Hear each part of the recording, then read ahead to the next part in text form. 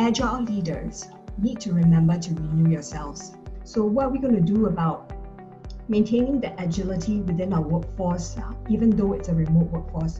We see that there is a whole list of challenges that remote teams face. First of all, low bandwidth communication. Email communications has been rated as far less effective. Modern HR actually focuses on these 4 principles and making safety a prerequisite. We're talking about psychological safety here, which is TRUST, trust. We must not actually hold back from addressing or understanding conflict that is happening in our teams, turn conflicts into collaborations. So actually seek to understand, have the one-on-one conversations, always ask why, always seek to understand and do not present answers first. People are actually suffering from Zoom fatigue, meeting fatigue. So do what you can in terms of your preparation before your actual call. Use your calls to arrive at discussing options and actually thinking about the decisions that you will make. It's extremely important to really make sure that shared purpose and vision is very clear across the organization.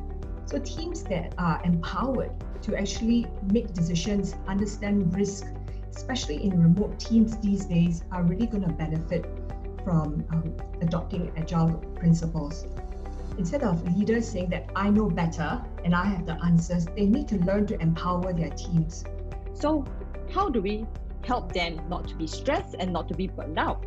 People who used to work in teams and they're so used to it that right now, if they are working silos alone at home, they do feel a little lost. Some video conferencing, which are very commonly used right now, and instant messaging tools are actually one of the best ways to actually create a cohesive community between communications in your teams itself. We also encourage our people to watch their own working time, as well as to protect themselves from feeling overwhelmed. In doing a quarterly review on our team's performance, which is more of performance agility, so that we can hit shorter goals and celebrate every small win that we do.